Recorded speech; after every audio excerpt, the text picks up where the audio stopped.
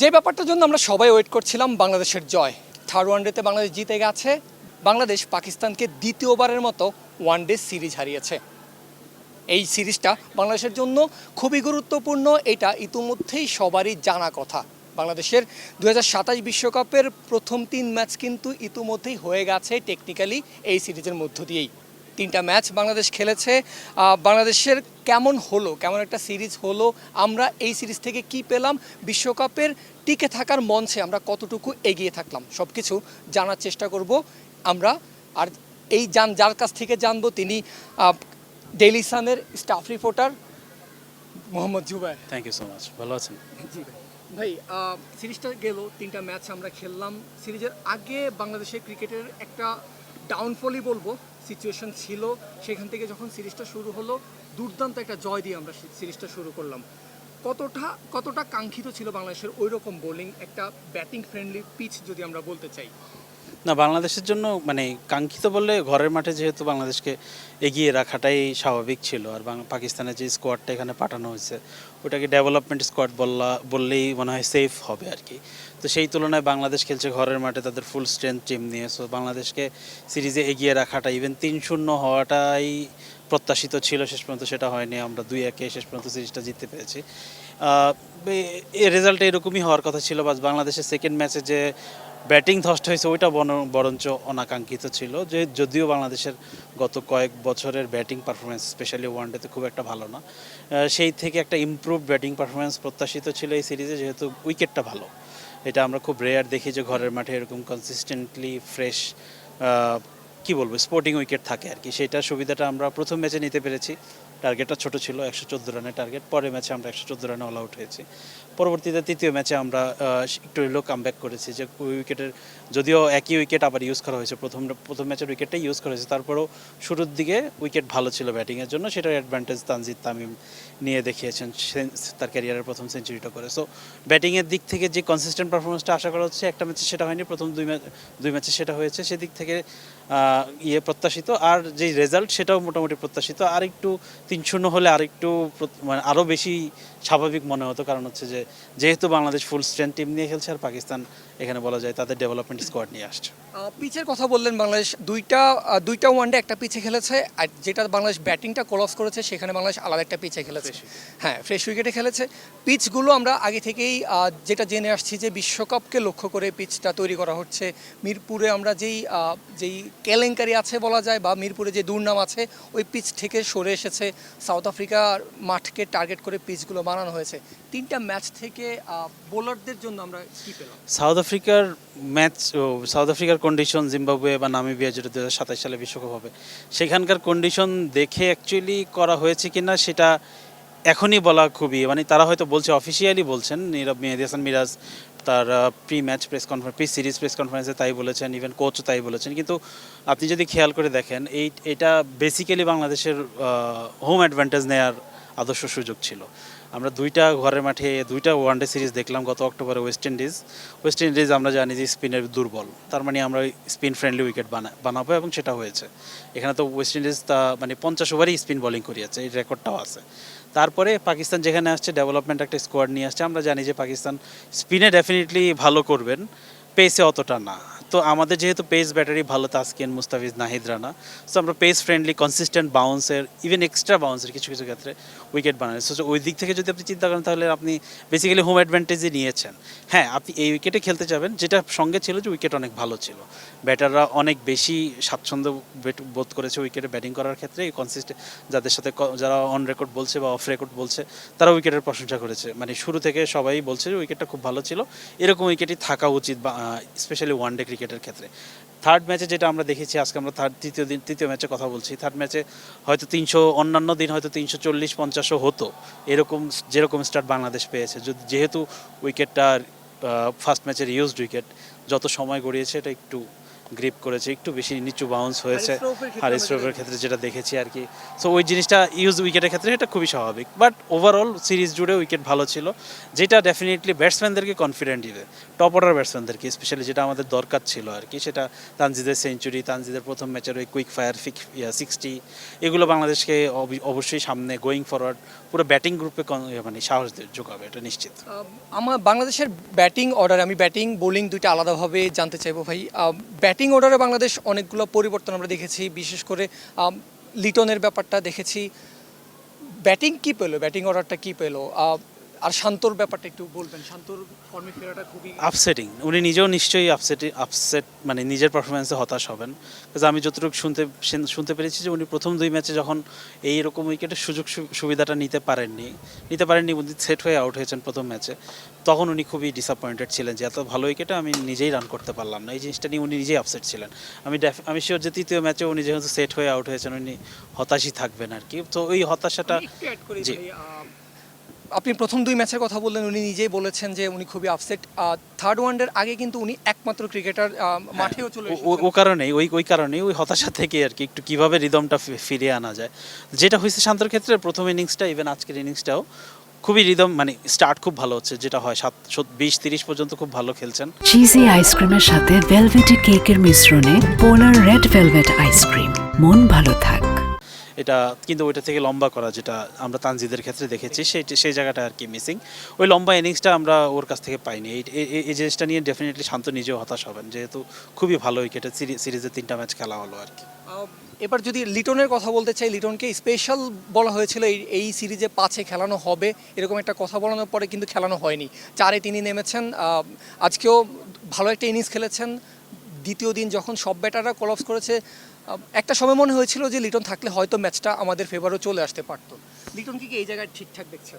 হ্যাঁ, মানে যেহেতু কমপ্লিট ব্যাটসম্যান, সো তার জন্য পজিশনটা ডিফারেন্ট পজিশনে অ্যাডজাস্ট করা অন্য ব্যাটসম্যানদের থেকে সহজ, যেহেতু উনি স্পিনটা খুব ভালো খেলেন, ইভেন পেস বোলিংটাও খুব ভালো খেলেন। তার ব্যাটিংয়ে ওই ধরনের মানে কিছু ব্যাটসম্যানের ক্ষেত্রে দেখা যায় না, রেকর্ডে ওই জিনিসটা স্পষ্ট যে পেসের ক্ষেত্রে উনি খুবই স্ট্রং, স্পিনে অতটা না, বা স্পিনে অনেকটাই স্ট্রং বা পেসে অতটা না। লিটনের ক্ষেত্রে ওই জিনিসটা নাই। সো এই কারণে তাকে যদি আপনি নিচেও খেলান, সে যদি নিচ থেকে গ্রহণ করে পজিশনটা, তাহলে অবশ্যই রেজাল্ট আসবে। আর এখানেও এসেছে, উনি যেই ডিফারেন্ট সিচুয়েশনে তাকে খেলতে হচ্ছে, আর ডিফারেন্ট সিচুয়েশনে তাকে অ্যাডজাস্ট করতে হচ্ছে, সেইটা উতরে যাওয়া একটা বড় পরীক্ষা ছিল মানসিকভাবে। সেটা যেহেতু উনি যে মানসিকভাবে গ্রহণ করেছেন ওই পজিশনটা, এটা তার শরীরী ভাষায় প্রমাণ করে, তার খেলার, তার ইভেন তার পারফরমেন্সও প্রমাণ করে। কারণ আমরা গত 1-1.5 বছর তার ওয়ানডে ক্রিকেটে তার পারফরমেন্স খুব একটা ভালো ছিল না। এই সিরিজে আমরা ডিফারেন্ট পজিশনে, ডিফারেন্ট সিচুয়েশনে তাকে ডিফারেন্ট সিচুয়েশনে অ্যাডজাস্ট করতে দেখেছি, উইচ ইজ কমান্ডেবল। যে একই রোল কিন্তু উনি টি-20 ওয়ার্ল্ড কাপ, টি-20 দলের ক্ষেত্রেও করে থাকেন। উনি অধিনায়ক ওই ফরম্যাটে উনি 3-এ খেলে থাকেন, দরকার হয় কিছু ম্যাচে উনি 4-এও নেমেছেন। সো ওই ডিফারেন্ট সিচুয়েশন খেলা, ডিফারেন্ট টেম্পো মেনটেন করা, সেই জিনিসটা তার খেলার ভিতর খুব ভালোভাবেই আছে। এবার ক্যাপ্টেনের দিকে আমরা যে যাই একটু, মেহেদী হাসান মিরাজ তিনিও বিভিন্ন জায়গায় খেলেছেন, বিভিন্ন জায়গায় তিনি ম্যাচের আগের দিন, সিরিজ শুরুর আগের দিন বলেছেন তাকে খেলতে হয়েছে বা তাকে খেলানো হয়েছে। এবার তিনি একটা জায়গায় থিতু হওয়ার কথা তিনি প্রকাশ করেছেন, সাথে তিনি থিতু হতে চান। একটা ম্যাচ তিনি ব্যাটিং করার সুযোগ পেয়েছেন, বাট সেটা তিনি কাজে লাগাতে পারেননি। তার ক্যাপ্টেন্সি নিয়ে কথা হচ্ছে, যদিও এই সিরিজ জুড়ে তিনি বল হাতে সোফার ভালো করেছেন, বাট তার ক্যাপ্টেন্সি নিয়ে কথা হচ্ছে, তার পারফরমেন্সের কারণে তার ক্যাপ্টেন্সি নিয়ে একটু বেশি। মেইনলি পারফরমেন্স, যে ব্যাটিংয়ের ক্ষেত্রে যেটা আমরা দেখেছি যে আগে উনি মিডল অর্ডার ব্যাটসম্যান হিসেবে নিজেকে প্রতিষ্ঠিত করার চেষ্টা করেছেন, কিন্তু সেটা খুব একটা সফল হননি, এবং যথেষ্ট ইনিংস ওখানে উনি পেয়েছেন নিজেকে প্রমাণ করার, কিন্তু সেটা হয়নি, হয়তো কন্ডিশনের কারণে বা সিচুয়েশনের কারণে, নানা কারণেই হতে পারে। আর সেম আপনি যেটা বললেন যে এখানে একটা ইনিংস পেয়েছে, সাথে খেললে কিন্তু মার্জিনটা আরও কম, আপনাকে আরও লম্বা ইনিংস দিতে হবে, তাকে লম্বা সময় দিতে হবে তাকে ওই জায়গায় প্রমাণ করার জন্য। কাজে আপনার যতই নিচে নামবেন ওয়ানডে ক্রিকেটে, তত বেশি বলের সংখ্যা আপনার কমে আসে, তত ডিফারেন্ট সিচুয়েশন আপনাকে হ্যান্ডেল করতে হয়। সেদিন উনি যেই সময় নেমেছেন, তাকে ওই সময় তাকে অ্যাটাকিং ব্যাটিংটাই করতে হতো, তো মারতে গিয়ে উনি আউট হয়েছেন। সো ওই একটা ইনিংস দিয়ে তার ব্যাটিং পারফরমেন্সটা জাজ করাটাই মনে হয় না ঠিক হবে। আর যেটা বললেন যে বোলিং, এই জিনিসটাই হিউজ ইমপ্রুভমেন্ট দেখা গেছে এই সিরিজে আর কি। সেই আগের ওই জিপটা ফিরে আসছে, ওই মানে কি বলবো, মানে অ্যাটাকিং মেন্টালিটি, ইভেন ফার্স্ট ম্যাচে আমরা দেখেছি সে এক এন্ড থেকে রানটা থামায় রাখছে, রানা অন্য এন্ড থেকে উইকেট নিয়েছে, ওইটা ছিল। প্লাস যখন দরকার ছিল অ্যাটাকিং বোলিং করে তখন উনি ওই জিনিসটা করেছেন আর কি, যেটা আমরা পিক মিরাজের বোলিংয়ে দেখেছি আর কি। হয়তো এই সিরিজের আগে অনেক বেশি বোলিং করে ওই রিদমটা ফিরে পেয়েছেন, অনেক সময় উনি পেয়েছেন, যেহেতু লম্বা সময় খেলা ছিল না, বা বিসিএলের ম্যাচগুলো খেলেছেন, ওয়ানডে ম্যাচ খেলার টানা 3-4টা ওয়ানডে ইনিংস তার ভেতর ছিল, হয়তো 30-40-50 ওভার করে ম্যাচ টাইমে উনি বল করেছেন, এগুলো হয়তো ওনার রিদম ফেরাতে সাহায্য করেছে। আমরা দেখলাম যে ওই অ্যাটাকিং মানে একটু হলেও আগের থেকেও মানে better version of Miraz, bowler মিরাজকে আমরা এই সিরিজে দেখতে পেরেছি। এবার আসি ব্যাটিং নিয়ে আমার লাস্ট কোশ্চেন, সেটা হচ্ছে আমরা দেখেছি যেহেতু আমাদের বিশ্বকাপের সোফার প্রথম সিরিজ শুরু হয়ে গেছে বিশ্বকাপের জন্য, অন্যদিকে প্রস্তুতির জন্য, অন্যদিকে পাকিস্তান একটা পরীক্ষা নিরীক্ষা চালিয়েছে এই সিরিজটা থেকে বলা যায়। তাদের 4জন ডেবিউ হয়েছে, আজকের ম্যাচেও তারা একজন ডেবিউ করিয়েছে। অন্যদিকে আমরা একটা চেঞ্জও করাইনি। লাস্ট ওডিআইতে বিশেষ করে অনেক গুঞ্জন আসছিল যে ওপেনিংয়ে একটা চেঞ্জ দেখা যেতে পারে, সৌম্য সরকারকে দেখা যেতে পারে। দেশের হয়ে শেষ 2টা ওডিআইতে তিনি দুর্দান্ত খেলেছেন, একটা অলমোস্ট সেঞ্চুরি ছোঁয়া একটা ইনিংস ছিল, অলমোস্ট 50 ছোঁয়া একটা ইনিংস ছিল তারপর তিনি জায়গা পাননি একাদশে। তার উপর গতকাল রাতে আমরা একটা ক্রিপ্টিক একটা ছবিও দেখেছি তার ওয়ালে। হ্যাঁ, মানে খুব তার সিরিজ শুরু হওয়ার আগে থেকেই তো সবাই আলাপ করছিলেন যে ওপেনিং পার্টনারশিপটা কি হবে, সাইফের সঙ্গে সৌম্যর ওপেনিং পার্টনারশিপ, ওই টাফ উইকেটে একটা সিগনিফিক্যান্ট পার্টনারশিপ ছিল ওয়েস্ট ইন্ডিজের সঙ্গে। কিন্তু ইন্টারেস্টিংলি সেটা ছিল অক্টোবরে, এরপরে অনেকটা লম্বা সময় গিয়েছেন, বেশ কিছু ডোমেস্টিক টুর্নামেন্ট হয়েছে, হাই প্রোফাইল ডোমেস্টিক টুর্নামেন্ট, যেগুলোতে সৌম্য অত বেশি স্বাচ্ছন্দ্যে ব্যাটিং করেননি। এটা হয়তো টিম ম্যানেজমেন্টের ক্ষেত্রে কাজ করেছে। অন্য দিক থেকে দেখা গেছে যে তানজিদ এমন ক্রাঞ্চ মুভমেন্টে, এমন প্রেশার মুভমেন্টে রান করেছেন যেটা তার কেসটাকে আরও বেশি স্ট্রং করেছে। যেমন আমরা দেখেছি বিপিএল ফাইনালে তার সেঞ্চুরি আছে, তারপর অদম্য টি20 ফাইনাল যেটা হলো সেটার ফাইনালে তার একটা আনবিটেন 88 নট আউট, 2টা হাই প্রোফাইল সিচুয়েশন। বিসিএলে তার 91 আছে, একটা 53 আছে। তারপরে আবার ওয়ার্ম আপে তারপরেও ডিসকাস হচ্ছিল, আমরা সাংবাদিকদের মধ্যে ডিসকাস হচ্ছিল যে বিসিএল শেষ, বিসিএলও তো খুব যে ভালো করছে তা না, 91 আর 53 ইউনসে যে এটা খুবই ভালো পারফরমেন্স, বাট মানে তার ক্ষেত্রে কিন্তু অন্য দিক থেকে সৌম্য কিন্তু তেমন একটা রান করেননি। বল হাতে ভালো করেছেন কিন্তু অন্য দিক থেকে খুব একটা রান করেননি। তারপরে যে বিসিএল স্টার্সদের সঙ্গে যে ন্যাশনাল টিমের যে ওয়ার্ম আপ ম্যাচ হলো সেখানেও সৌম্য কিন্তু টপ অর্ডারে ব্যাটিং করার সুযোগ পেয়েছেন, কিন্তু অত বেশি রান করেননি। কিন্তু তানজিদ ওই ম্যাচে 100 করেছেন। সো একেবারেই রিসেন্ট পারফরমেন্সের দিক থেকে ওই একটা রিসেন্সি বায়াসনেস তো কাজ করে, সেটা থেকে হয়তো তানজিদকে সুযোগ দেওয়া হয়েছে এবং টিম ম্যানেজমেন্ট ওই ঝুঁকিটা নিয়েছে, এটা ঝুঁকিই বলবো।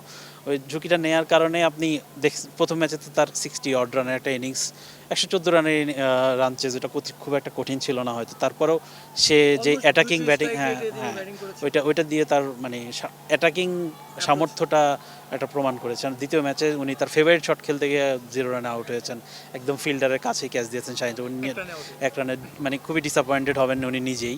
পরের ম্যাচে উনি এটা রেকটিফাই করেছেন, ওই ফেসটাকে উনি ওভার অ্যাগ্রেসিভ ক্রিকেট খেলেননি যেটা উনি ফার্স্ট ম্যাচে খেলেছেন। টেম্পো মেনটেন করেছেন, 47 বলে সেঞ্চুরি 50 করেছেন, দেন 98 বলে প্রবাবলি 100 করেছেন। ওর মাঝখানে হারিস রৌফ আর শাহিন শাহ আফ্রিদি রিভার্স সুইঙ্গিং স্পেলটাকে পার করে দিয়েছেন, ওখানে 2টা ভার্নারেবল কলও ছিল, তারপরে ওই ফেসটা পার করেছেন। So credit goes to him যে উনি ওই গত কয়েক মাসের, স্পেশালি 1 মাসের যে টাফ সিচুয়েশনে রান করা, কঠিন মুহূর্তে রান করার ওইটা উনি শো করেছেন। তার 30 ইনিংস লাগলো প্রথম সেঞ্চুরি পেতে আর কি। 2023 বিশ্বকাপ থেকে উনি খেলছেন, যথেষ্ট ইনিংস তার লেগেছে এই ইয়েটা করার জন্য।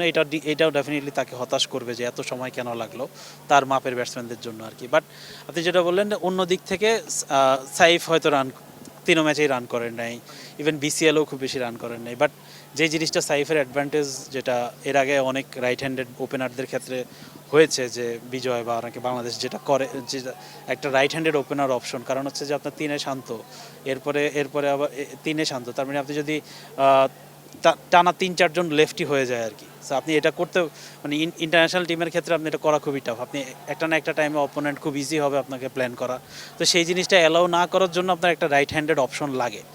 সাইফ ও ক্ষেত্রে হয়তো অন্য বলার অন্য লেফটি ব্যাটার যদি 3টা ইনিংস পায়, সাইফ সেক্ষেত্রে 5টা ইনিংস পাবে, এই অ্যাডভান্টেজটা সাইফের আছে। তো উনি রান করেন নাই, বাট একটা থার্ড ম্যাচে একটা পার্টনারশিপ করে 100 রানের পার্টনারশিপে তার যথেষ্ট অবদান ছিল।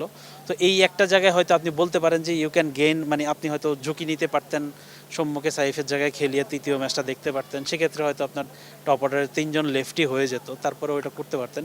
ওই ঝুঁকিটা বাংলাদেশ নিতে চায় না, এই কারণ হচ্ছে যে বাংলাদেশ এখন যেই সিচুয়েশনে আছে ওয়ানডে ক্রিকেটে, ওই ঝুঁকি নেওয়ার মতো অবস্থায় আদৌ আছে কিনা, লাক্সারিটা আছে কিনা, সেটা একটা প্রশ্ন তোলাই যায়। কারণ হচ্ছে যে পাকিস্তান জানে যে পাকিস্তান সরাসরি বিশ্বকাপ খেলতেছে, তো এই কারণে তারা they can experiment with their bench players. তো তারা হয়তো বাবর আজম, তারপর টপ লেভেল প্লেয়ারদেরকে না খেলিয়ে এদেরকে 3-4টা ইনিংস দিতে। ইভেন আপনি তারা যদি সিরিজটা হারতো, আমার মনে হয় সিরিজ তো তারা হেরেছে, তারপরেও তাদের কথাবার্তায় দেখবেন না যে তারা খুব একটা হতাশ।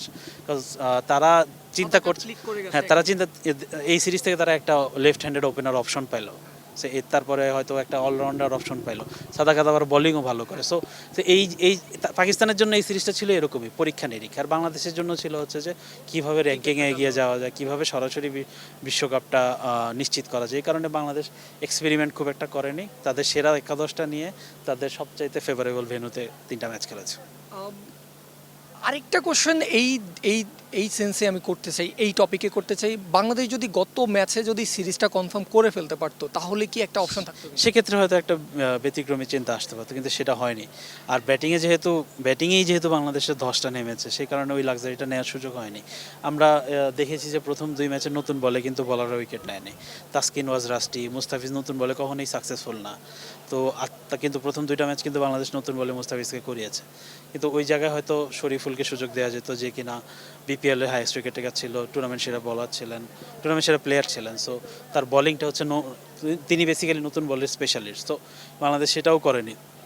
আলাপ হয়েছিল যে 3য় ম্যাচেও হয়তো শরীফুলকে কোনো এক জায়গায় কোনো এক বলারকে বিশ্রাম দিয়ে, বাংলাদেশ কিন্তু সে পথেও আগায়নি, নিরাপদ মানে ঝুঁকি নেয়নি বলা যায় আর কি। সো সিরিজটা নিশ্চিত করতে হবে, বিকজ ঘরের মাঠে ওয়ানডে সিরিজ প্লাস হচ্ছে র্যাঙ্কিং, সবচেয়ে বড় কথা হচ্ছে এটা উপরের র্যাঙ্কিংয়ের দলের সঙ্গে ওয়ানডে ম্যাচ জিতে র্যাঙ্কিংয়ে যতটা এগিয়ে থাকা যায় আর কি, বাংলাদেশ সেটাই করতে চেয়েছে। আপনি যেটা বললেন বোলিংয়ের দিকে আমরা একটু যেতে চাই। প্রথম ম্যাচে আমরা একটা বোলিং লাক্সারি আমাদের দেখেছি, বিশেষ করে নাহিদ রানা তার ক্যারিয়ারের প্রথম 5-8টা তুলে ফেলেছেন। সবচেয়ে ইম্পর্টেন্টলি তিনি প্রত্যেক ওভারে প্রথম 5 উইকেট পেয়েছেন, তিনি 5 উইকেটের 5টা তার একদম টপ অর্ডার মিডল অর্ডার সব ধসিয়েছেন, 5 ওভারে 5টা উইকেট পেয়েছেন।